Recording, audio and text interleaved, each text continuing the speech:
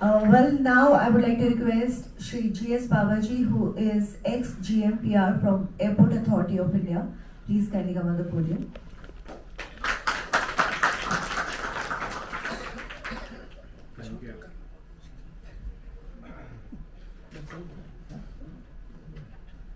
Good afternoon. Good to see you are still awake.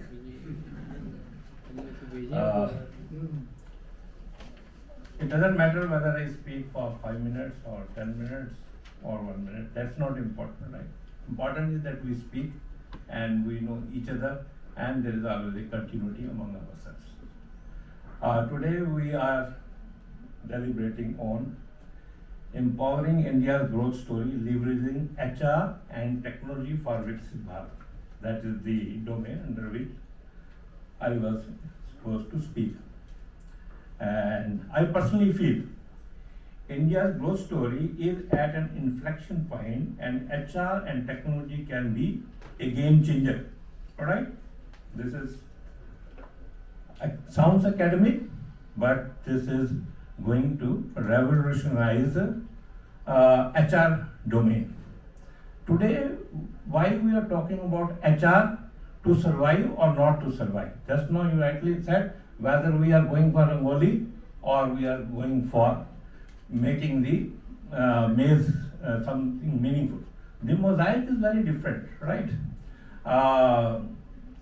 If our head becomes too heavy, we become little hazy, right? We can't balance, and that should be the policy and philosophy of HR. You should always give diligence to the professionals in the domain you are working. I have been telling this for many years. So now is the time that we are deliberating the survival of HR, yes or no. So all those persons who are going to rule the HR, they must know that are you able to perform more than what you are being paid. No one should be liability to the organization you are working for. You must produce more than you are being paid. Only then you will be continuing to be paid. Otherwise you will be just sucker and organization will die. And we have seen many organizations dying. Air India is the best example. Alright, how we have lost it. So that's the opening remarks I want to give. I can talking is not an issue. Issue is to sensitize you. The domain for which you are going to work, you must be sensitive towards that, right? Now, if I have to do justification of the talk and assignment which I have been given, I should be talking about the India's growth story. And first of all, how many of you feel confident that India is competent enough to become developed? How many of you feel, yes, we will be developed by 2047? Right? Very few hands. You don't have the confidence. Now raising. Because raising hands is very important. Right? If you don't raise, people will not make perceptions about you. So now, that first of all, now rightly sir mentioned just now, that nation becomes prosperous and Viksit only when the people become Viksit. Right? Do you feel that you are Viksit as an individual? No. Why? Why? What is the deficiency you feel? Lack of skills. Lack of skills. Okay. That one. What else? Lack of practical knowledge. Lack of practical knowledge. Okay. You don't have a skill. You don't have practical knowledge. What else? Lack of real world knowledge. Lack of real world knowledge. Okay. Right. Like you keep on adding.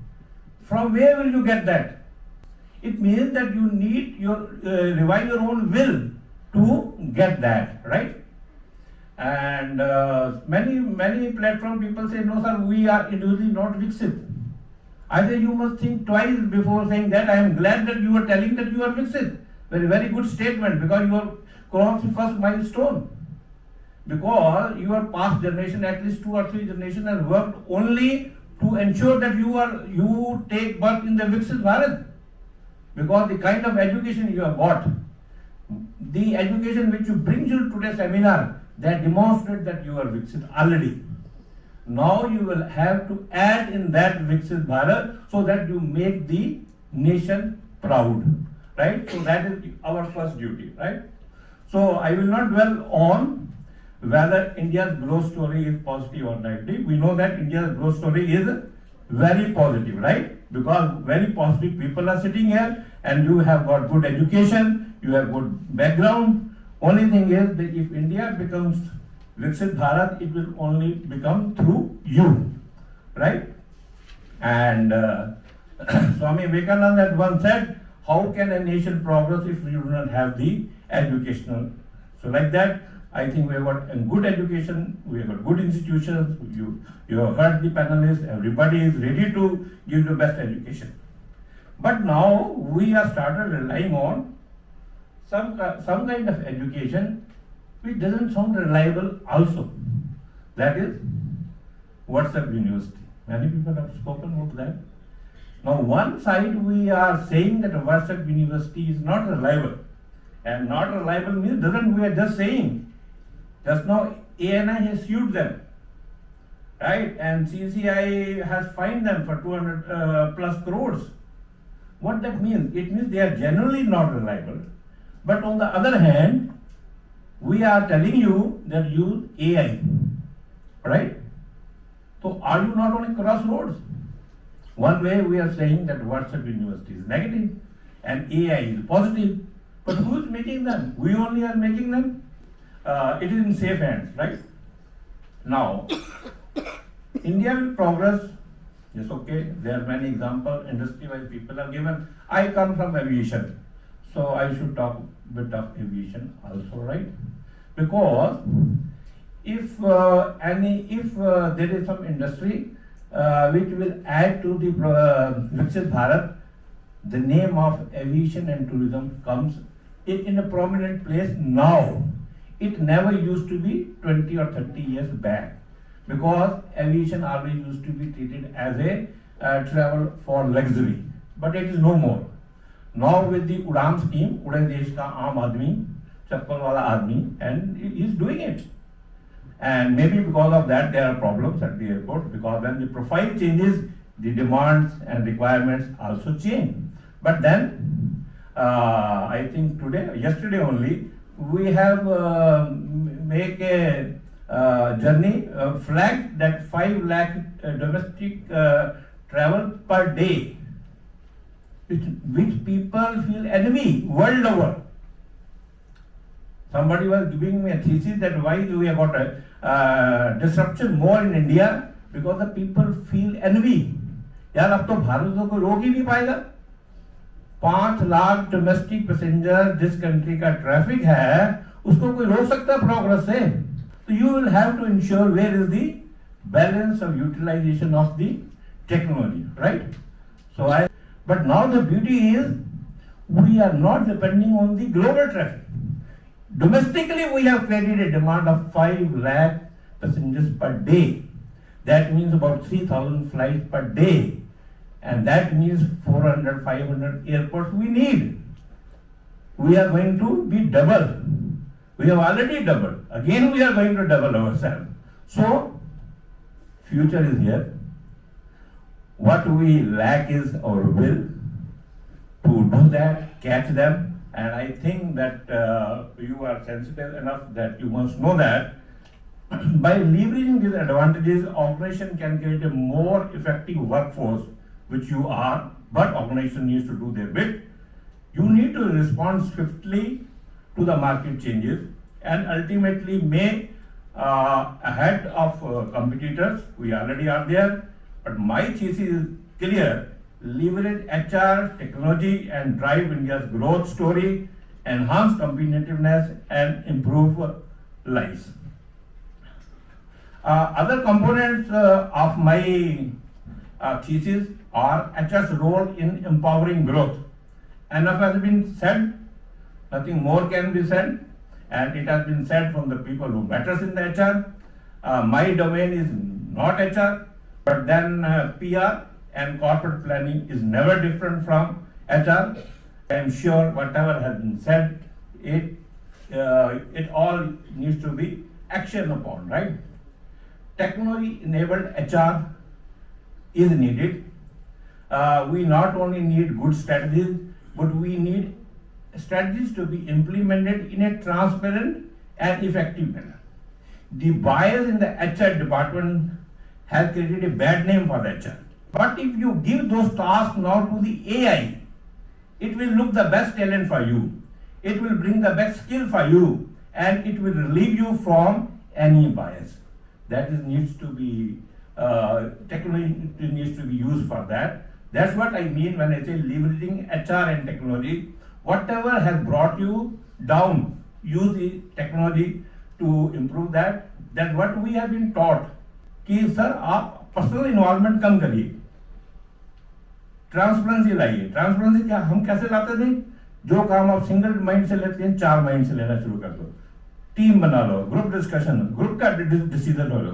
But now it has gone to the technological front. And finally, my conclusion is we can keep on talking. We will be known for less talking and more performance oriented. That only will make the nation viksit, right? Thank you very much. I am always available. Thank you. Thank you so much, sir.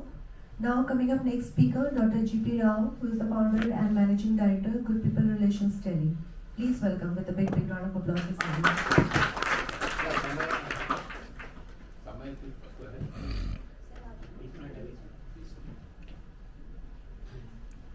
Namaskar.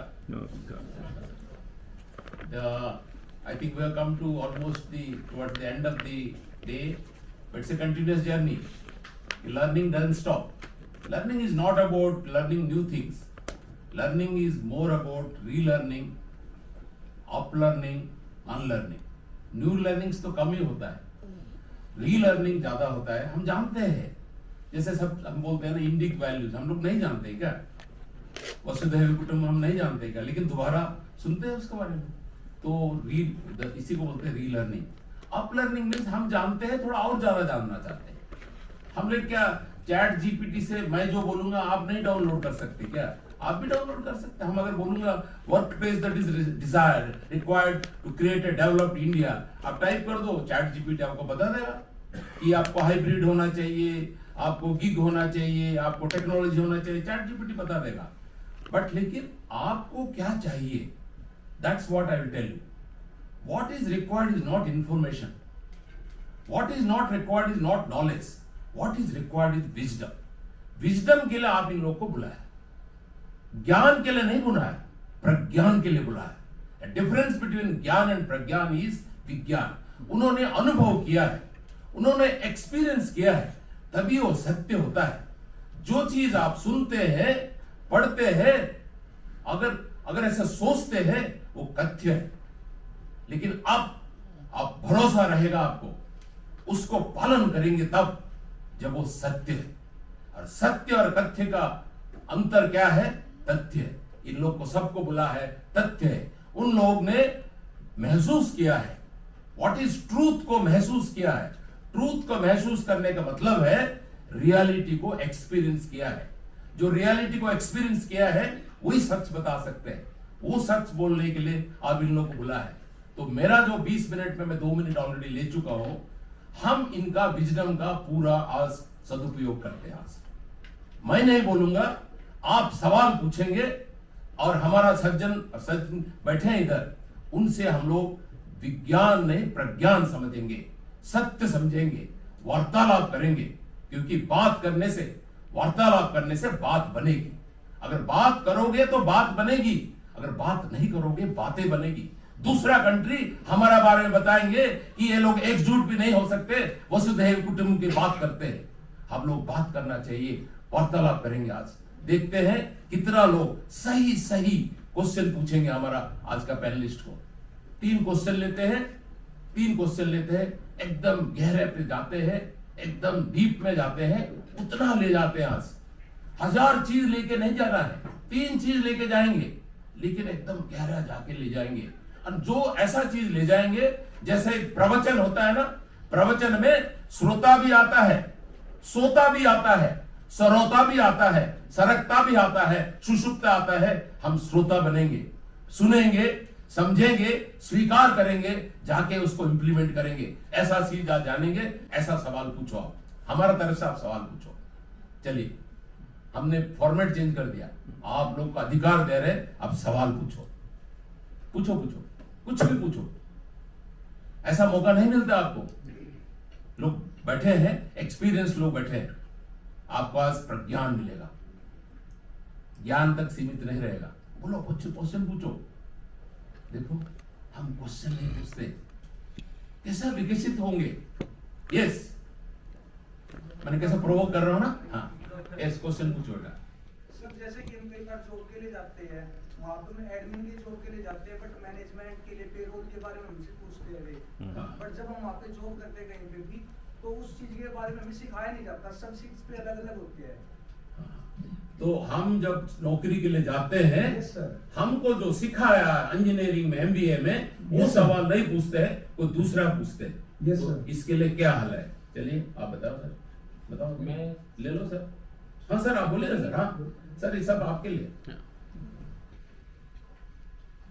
ये जो basic reason है, जो अभी sir ने भी discuss किया और मैंने भी डिस्कस किया, industry, academia and government collaboration in real terms. See, industry, what they are looking, we should teach our student in different domain. So this is what is ठीक है। required in policy तो change इसको is हम लोग required. कार्यान्वित करते हैं। इसको कार्यान्वित, जो सोच है, इसको कार्यान्वित करते हैं। कार्यान्वित कैसा होगा? जो भी बिजनेस स्कूल चला रहे, जो भी इंजीनियरिंग कॉलेज चला रहे, करिकुलम डिजाइनिंग के टाइम में इंडस्ट्री को बुलाइए। समझ गया ना? आप गेस्ट लेक्चर को इंडस्ट्री को बुलाइए, 45 मिनट वाला नहीं है, कोर्स पढ़वाइए उनसे, और इंटर्न्स भेजिएगा। ऑनलाइन इंटर्न्स के लिए कोई सीमा नहीं है। ये जो समर इंटर्न्स के लिए सीमा है, क्योंकि 2 महीना रखना है, आपको स्टाइपेंड चाहिए, बैठने की जगह चाहिए। ऑनलाइन इंटर्न्स करो ना, कौन मना करता है? आप यहां बैठ के उनको सर्वे करो, वो कोई मना नहीं करेगा। ऑनलाइन इंटर्न्स करो। That is what is trying to say is, आप इंडस्ट्री को इन्वॉल्व करो, तब आपको क्या होगा, जो चीज आप सीखे हैं वो वहां के दरकार रहेगा। उसको बोलते हैं कंटेक्चुअल सेंसिटिविटी। जो सीखे हैं वो आप कर सकते हैं। सही क्वेश्चन, सही जवाब। अगला Can I add to the sir same? नहीं, हम ज्यादा क्वेश्चन लेना चाहते हैं। Right, okay. नेक्स्ट क्वेश्चन मैं आपके तरफ दूंगा। हाँ। चलिए, नेक्स्ट क्वेश्चन। बेटा, नहीं, क्वेश्चन नहीं पूछोगे, ये बोलेंगे तो विकसित नहीं है। विकसित भारत कहां से आएगा? आपको विकसित होना है। चलिए, सवाल पूछो। इनक्विजिटिवनेस, क्यूरियोसिटी, ये एक मौलिक गुण है। जो विकसित आदमी होता है, उसका इनक्विजिटिवनेस होता है, नया चीज सीखे। पूछिए, प्रश्न पूछना है, एक प्रतीक होता है कि आप इनक्विजिटिव हो। चलो बेटा, हाँ, क्वेश्चन पूछो, कोई मना नहीं, कुछ भी पूछ सकते हैं आप। That's right. बिल्कुल। चलिए, CTC की ज्यादा हमारा पास समय कम है। बेसिक्स के DA सर, के जैसे बारे अभी में आपने सब बताया कि ऑनलाइन इंटर्नशिप करनी चाहिए। सर, यहाँ पे जैसे भी हम करते हैं इंटर्नशिप, वहाँ पे कोई वैल्यू नहीं था सर। जैसे बहुत जगह पे हाँ। कि आपने ऑनलाइन इंटर्नशिप करी, ऑनलाइन इंटर्नशिप करी है, हाँ, बहुत जगह वैल्यूज नहीं होती सर इसकी। हाँ, इनका जो सवाल है, ये तो ऑनलाइन इंटर्नशिप कर लेते हैं, लेकिन जब हम नौकरी के लिए अप्लाई करते हैं, इसके लिए कोई वेटेज नहीं है। देवजानी जी कुछ बताना चाहते हैं? सर, हाँ सर, आप आवाज ही बोलिए। अच्छा, right. ये बोलते हैं हम तो कर लिया सब, 10 इंटर्नशिप कर लिया, लेकिन उसका कोई वेटेज नहीं है जब नौकरी करने जा रहे हैं। ठीक है सर, राइट। मेरे पास PR डिपार्टमेंट के अंदर generally we don't get the internship in I will just add when I was in different department, I moved to PR. Generally, we do not have interns in PR, but I started inviting interns in PR. Now, when you are inviting someone as an intern, it is our duty to groom them in a manner that they go back convinced. And I wanted that intern never used to take that pain. They सोचते थे कि आप 2 हफ्ते के लिए, 1 हफ्ते के लिए आए और चले जाएंगे. But I compelled them that I am giving you a task, you have to submit your report. If you don't give the report, we will not honor.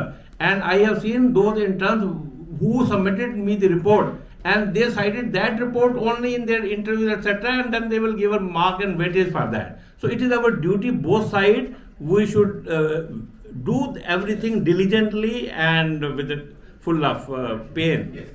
एक और थोड़ा एक्स्ट्रा ऐड कर रहा है, एक और, हाँ, ये भी प्रश्न चल रहे हैं, हम तो बहुत सारे इंटरव्यू कर लिया, उसका क्या फायदा क्या होगा? एक hypothetical way है और एक बड़ा practical way है. And if I have to represent you guys as students, आप जिस अभी स्टेज पे हैं आपके लिए, there's something called 2% factor. 2% factor क्या होता है? 50 को बोलते हैं joint venture है, 50-50 company, कोई 50-50 नहीं होता. In every relationship, even a husband and wife, in a boyfriend and girlfriend, there's something called 51-49. हमेशा कोई 51 होता है, कोई 49 होता है. इसलिए इसको 2% factor बोलते हैं. There's somebody who has to take extra initiative, while corporate has to do all that. Whatever everybody is saying it कि आपको वो internship पे अभी compare करना चाहिए, सिखाना चाहिए. But as a student आप क्या कर सकते हैं? मैं अगर एज अ रिक्रूटर हूँ, मैं अपनी खुद कंपनी की बात बताता हूँ आपको. मैं से कल चितकारा यूनिवर्सिटी में जा रहा हूँ. I do lot of this campus sessions etcetera. अच्छी बात है, हम लोग को करना चाहिए, कंट्रीब्यूट करना चाहिए. बट स्टूडेंट्स में 2% फैक्टर होना चाहिए, because finally you are looking for an opportunity. तो आप ऑनलाइन करके आए, ऑनलाइन में प्रॉब्लम नहीं है. आपने जो इन्होंने कहा उस विजडम को कितना गेन किया. आपने क्या जाकर के टिक इन द बॉक्स इंटर्नशिप की थी? क्या आपने उसमें एक प्रोसेस को सिर्फ कंप्लीट किया था? क्या आपने उस डोमेन को इम्बाइब किया था? क्या आप कोई नया स्किल लेकर आए और आप उस स्किल को सीखकर कैसे डिस्प्ले कर रहे हैं इंटरव्यू में? That matters. I can assure you, not a single corporate will disqualify you if you are displaying what you have learned. But आप सिर्फ बोलेंगे मैंने इंटर्नशिप कर ली है, टिक इन द बॉक्स, तो कोई भी चाहे वो प्रैक्टिकली भी करेगा वो तो नहीं डिस्काउंट करेगा. आप समझ गए ना? आपने एक इंटर्नशिप किया है, आपने रिपोर्ट बनाया, हमने साहब 1000 लोगों से पूछा, price, packaging, delivery time, behaviour of the delivery boy, आप इनको थोड़ा वेटेज दीजिए. हो सकता है उन्होंने वेटेज दे रहे डिलीवरी को, हो सकता है डिलीवरी दे रहे पैकेजिंग को, डिलीवरी दे रहे, वी डोंट नो. अगर आप ये इनसाइट आपका सीवी में लिखते हैं, I did a internship with so and so company, साबुन बेचते हैं, मैंने उनको रिपोर्ट दिया है, पैकेजिंग इज वेरी इंपॉर्टेंट, और उन्होंने इंप्लीमेंट भी कर दिया, ये रिक्रूटर उसका प्राधान्य देगा. अगर आप बोलोगे मैं इंटर्नशिप करा, किया होगा, आप उसको आउटकम लिखो कि मैंने इस चीज में मैं योगदान दिया, उन्होंने नोट करेंगे उस चीज को. देखिए रिक्रूटर योग देते हैं, अभी वो सीजीपीए नहीं पढ़ रहे हैं, अंग्रेजी कैसा बोलते हैं नहीं देख रहे, वो देख रहे हैं आपको 5 चीज देख रहे हैं. मैं थोड़ा जोड़ देता हूँ, ज्ञान है, बट उसको आप क्वेश्चन पूछोगे हम प्रज्ञान बना देंगे. कंटेक्चुअल सेंसिटिविटी, बच्चा जो बोलता है मैं पढ़ा हूं वो कर सकता है क्या? सर मैंने बजटिंग पढ़ा हूं, बजटिंग कर सकते हो क्या? मैंने इंटरव्यूइंग स्किल सीखा हूं, इंटरव्यू कर सकते हो क्या? समझ गए ना? सर मैंने ट्रायल बैलेंस सीखा हूं, आप ट्रायल बैलेंस बना सकते हो क्या? What ever you know can you do, वो मेरे को तसल्ली चाहिए.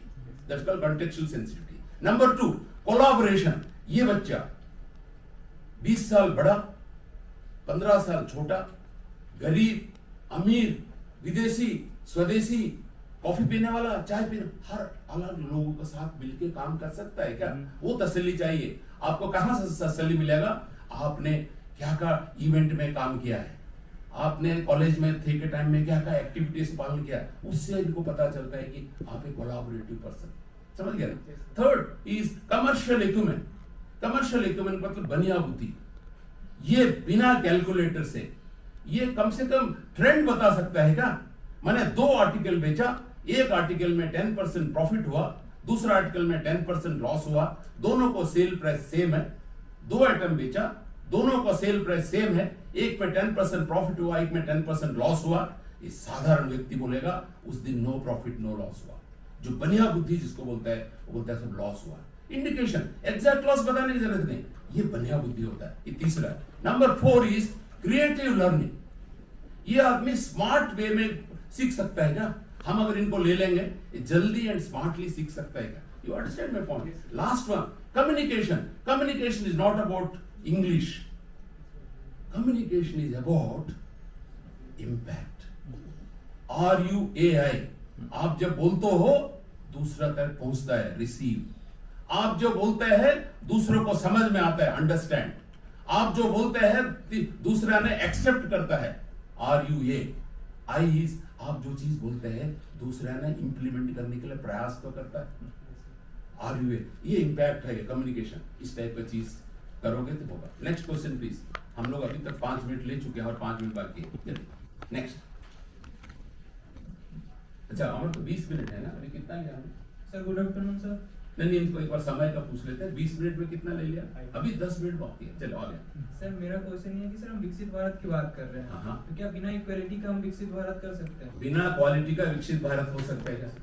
सर आप जवाब देंगे? सर, क्योंकि सर- नहीं देंगे ना राजेश जी, आपका प्रश्न है सर बिना क्वालिटी का विकसित भारत हो सकता है क्या? You said हाँ। quality और equality. इक्वालिटी इक्वालिटी, हाँ Equality. इक्वालिटी। सर आप बताओ राजेश जी बता रहे हैं।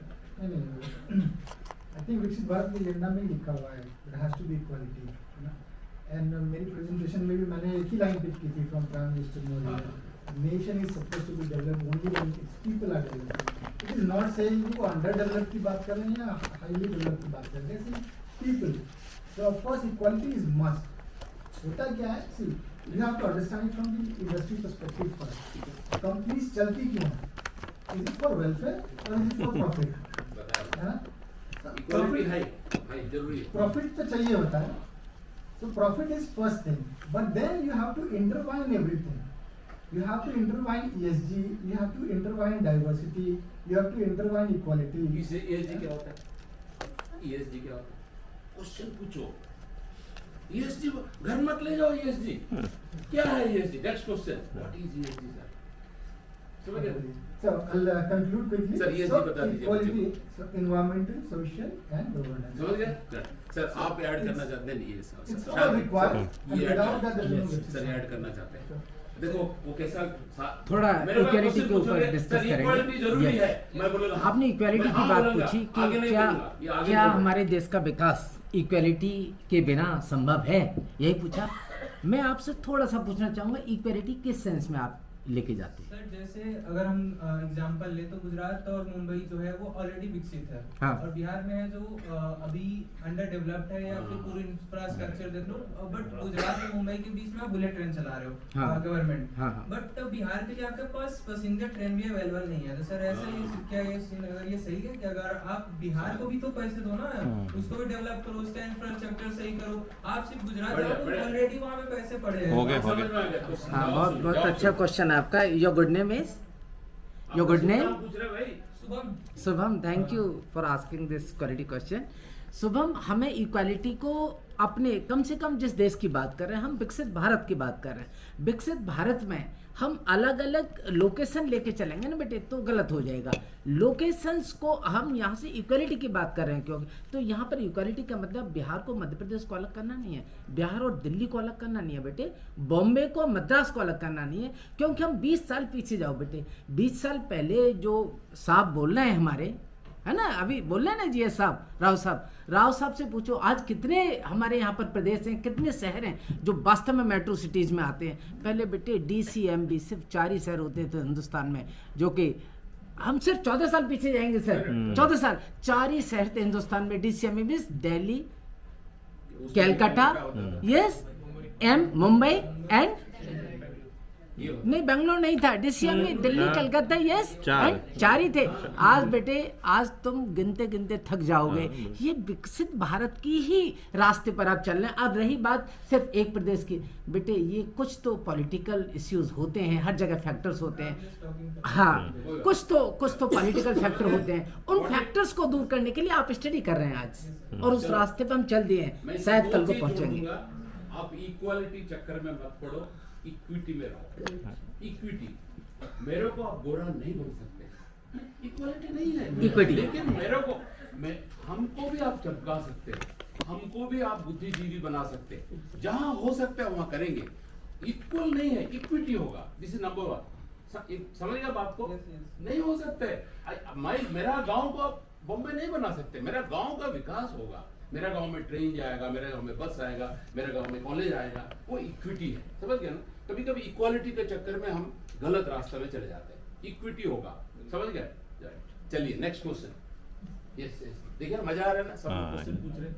चलिए My question would be specifically to Shri Rakesh sir Very and Rajesh sir. Very good. So I am asking you because you have a lot of experience in HR and because you have your own startups. नहीं आप सवाल पूछिए, अच्छा देख पूछे है ना? So my simple question is, suppose there is a kid studying in a well reputed school or just take Stanford for an example. So would you hire that person even though he has just knowledge and no experience? Or would you hire that kid who doesn't belong to a reputed school, B school, but has a lot of knowledge and even has a lot of experience? So are you willing to teach that student? weightage to the school, weightage to the student's quality. Let's talk about it, sir, in terms of अभी internship. दो लोग बताएंगे फिर देवजानी जी आएंगे, वो भी HR का है। मैंने बोल दिया ना उनको एचआर का नॉलेज है, खराब लगा, हमको भी खराब लगा। हाँ ये एचआर से ही बड़े हुए हैं। चलिए। So actually just to disclaimer, I am not an HR. मुझे मालूम है। No, sir, you आप खुश किया है ना, मैंने बोला खुश No, हुआ sir, है। I feel in a very different way. 145 rank Sir, So 29 the power of institution, as I was saying, you can't take away the power of institution. Our pride. So if you're giving example of Stanford, Cambridge, when I say I have been from Carnegie Mellon University, US, I'm an alumni. So why we say all this? Because we want to say I'm from that kind of institution. So power of institution है, power of you नहीं है. It's not your power, it's power of institution. उसको आप कम नहीं कर सकते. Important point. But when somebody is hiring, for example, I just give you example. I am hiring from colleges like Chitkara University, and not even university. There's something called Next Gen COE, जहाँ जितने बच्चे उस पूरे batch में आते हैं, they are all from an underprivileged, below poverty line students, handpicked by a group of professionals across the country. सारे CEOs काम करते हैं उनके साथ, साल भर काम करते हैं उनके साथ, उनको सिखा के तैयार करते हैं. The difference is spark, which is the power of you. So power of institution and power of you दोनों का importance है. तो अगर आप ये बोलेंगे कि नहीं मैं सिर्फ इस यूनिवर्सिटी से आ गया तो मुझे आप हायर कर लें, ऐसा नहीं होता है. और ये बोलेंगे नहीं मैं तो बिल्कुल अंडर प्रिविलेज हूँ, मुझे इसलिए आप हायर कर लें, वो भी नहीं होता. आपने वो स्पार्क दिखाना जब पावर ऑफ यू लेकर आप आएंगे.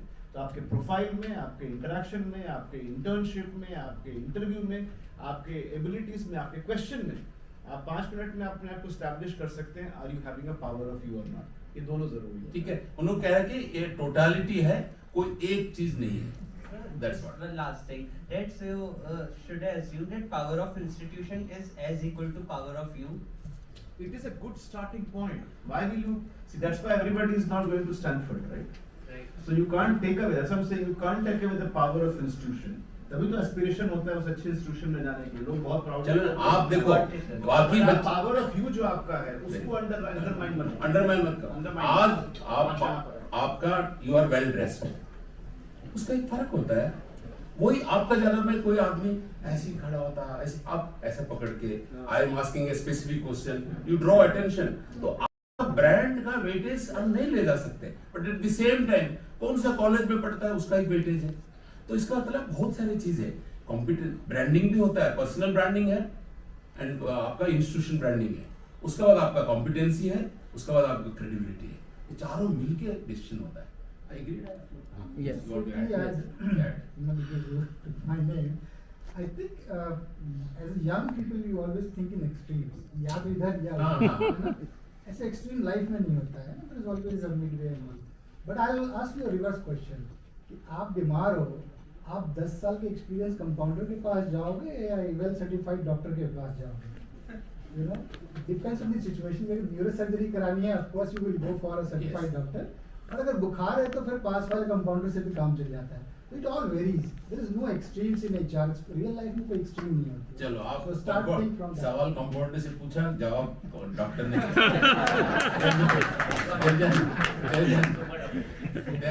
I will only add one thing. भगवान ने हम सबको बनाया है. There is something unique in each one of us. It is responsibility for us to realize that talent within us. It is not always the institute. It's not always. There are people who are homegrown, घर से पढ़ के बड़े होते हैं. They never get the opportunity to go out to specialized schools and colleges, and they are brilliant. I have always maintained that intellect and intelligence is not the preserve of the elite. ये सिर्फ elite के पास नहीं होता. It is unfortunate कि हमारे देश में इतने होनहार टैलेंट हैं जो कोने कोने में मिलता है, लेकिन उनको हम खोज नहीं पाते because of the lack of exposure. इसलिए अगर हमारे पास अगर क्षमता हो, I can tell you, year 2001, I was one of the only CHROs in Bharti who went to tier 3 colleges It was not acceptable to Sunil Mittal. He was livid. He said, what are you doing? We only hire from IIMs and IITs and RECs. We actually said, nahi sir, we will go to tier 3 colleges, tier 3 cities. Let's find out. And some of the people we hired, beta unki jo performance levels thi na, kamal ki thi. Because there is a hunger to prove themselves. That's right. वो चीज elite groups from flourishing colleges and all कभी कभार उसमें से miss हो जाती है. भाई आप थैंक यू बोलो, नहीं तो मैडम कंटिन्यू करेंगे. Next question. कंक्लूड ही कर दिया. ये मेरा स्टाइल है. I will not change. I know, sir. I will not change. Tell me. A very good afternoon, everyone. So my question is कि अभी न्यू एजुकेशन पॉलिसी 2020 के बारे में डिस्कस हुआ था. तो सर 2024 एंड होने वाला है एंड हमें सबको पता है कि न्यू एजुकेशन पॉलिसी का क्या हमारे पास एडवांटेजेस है, क्या हमें एक्स्ट्रा बेनिफिट्स उससे मिल रहा है. बट जो इंस्टीट्यूशंस है लाइक द यूनिवर्सिटीज और द कॉलेजेस है वो अभी उसको खुद ही इम्प्लीमेंट करने के लिए तैयार नहीं है. Like if I want to take benefit from the new education policy but organization ही अगर उसको डिलीवर करने के लिए अभी रेडी नहीं है तो उस केस में मुझे क्या करना. चलो मैं 3 चीज बताता हूँ लाइफ में करना नहीं करना. आपको मालूम है नहीं करना is also a political action. करना जितना इम्पोर्टेंट है नहीं करना भी इतना इम्पोर्टेंट है. Inaction is a political stand है. चलिए हम मेन चीज में आते हैं. आपको ट्रैफिक सिग्नल में रेड लाइट आता है तो आप रुक जाते हैं. एक कारण है 1000 रुपए का फाइन से बचने के लिए. दूसरा कारण है आपने देखा है एक्सीडेंट होता है. तीसरा कारण है मैं इस देश का नागरिक हूं, मेरा फर्ज है, मेरा कर्ज है हर नीति का पालन करूं. अंदर से आपका पास एक पैशन है, आपका एक सिद्धांत है, एक मूल्य है. ये 3 चीज होता है. कई इंस्टीट्यूट्स वेट नहीं करते. लेबर कोड अभी बना नहीं है लेकिन वो इंप्लीमेंट करने लगे. अच्छा चीज.